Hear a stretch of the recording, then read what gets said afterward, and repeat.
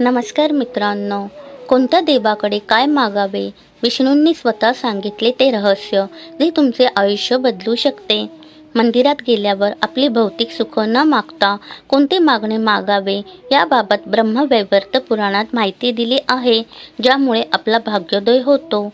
नमस्कार मित्रांनो, श्री स्वामी समर्थ.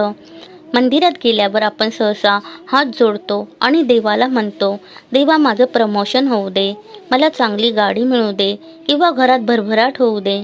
पण ब्रह्मवैवर्त पुराणात भगवान विष्णूंनी स्पष्टपणे सांगितले आहे की देवदर्शनाचा खरा हेतू केवळ भौतिक सुख मिळवणे हा नसून आपल्या आत्मिक प्रगतीसाठी विशिष्ट देवांकडे विशिष्ट गोष्टी मागणे हा आहे. अनेकांना वाटते की देवाला जे मागू ते मिळते, पण आपण काय मागतो यावर आपली पात्रता ठरते. आपण केवळ नाशवंत गोष्टी मागतो, ज्या आज आहेत आणि उद्या नाहीत. पण पुराणांनुसार कोणत्या देवाकडून काय प्राप्त करून घ्यावे याचे एक शास्त्र आहे. या संदर्भात ब्रह्मवैवर्त पुराणात एक श्लोक दिला आहे, त्याचा अर्थ जाणून घ्या. गणेशं विघ्ननाशाय निष्पापाय दिवाकरं मन्ये विष्णुं मुक्तये पूजयेन्नरः शिवं ज्ञानाय तदीना शिवां बुद्धिविवृद्धये संपूज्येत्तलभेत प्राज्ञो विपरीतमतो नथा. या श्लोकाचा अर्थ असा की गणेश विघ्ननाशाय, गणपती आपली विघ्ने दूर करण्यासाठी गणेशाची पूजा करावी.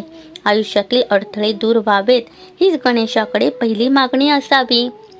निष्पापाया दिवाकरम, सूर्य पापांच्या विनाशासाठी आणि अंतर्बाह्य शुद्धीसाठी सूर्याची म्हणजे दिवाकराची उपासना करावी. मन्ये स्वशुद्धये म्हणजेच अग्नी, स्वतःच्या आत्मशुद्धीसाठी अग्नीची पूजा करावी.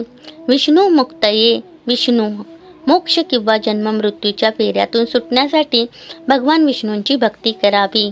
शिवम ज्ञानाय शिवहा, आत्मज्ञानासाठी आणि सत्य समजून घेण्यासाठी भगवान शंकरांची उपासना करावी.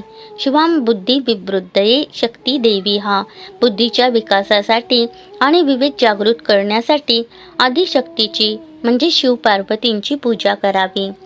हे मागणे का मागावे बरे? तर जेव्हा आपण मंदिरात जातो तेव्हा आपली मानसिकता एका मागणीदाराची असते.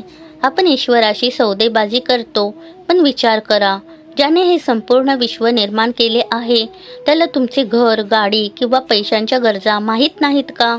नक्कीच आहेत, पण तो आपल्याला त्याही पलीकडचे काहीतरी देऊ इच्छितो.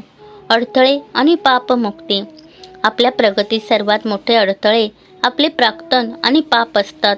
म्हणून गणपतींकडे विघ्नहर्ता म्हणून आणि सूर्याकडे पापविनाशक म्हणून प्रार्थना करावी.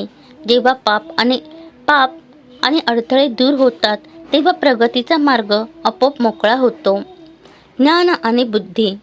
पैसा असूनही जर बुद्धी नसेल तर तो पैसा टिकत नाही. म्हणून भगवान शंकरांकडे ज्ञान आणि देवीकडे तीव्र बुद्धी मागावी. हे दोन गुण असतील तर तुम्ही जगात कुठेही सुखी राहू शकता. अंतिम ध्येय मोक्ष.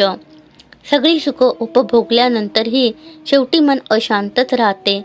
ही अशांती कायमची मिटवण्यासाठी भगवान विष्णूंकडे मुक्ती किंवा मोक्ष मागावा. हेच मानवी जीवनाचे अंतिम सार्थक आहे. धन्यवाद. श्री स्वामी समर्थ. जय जय स्वामी समर्थ.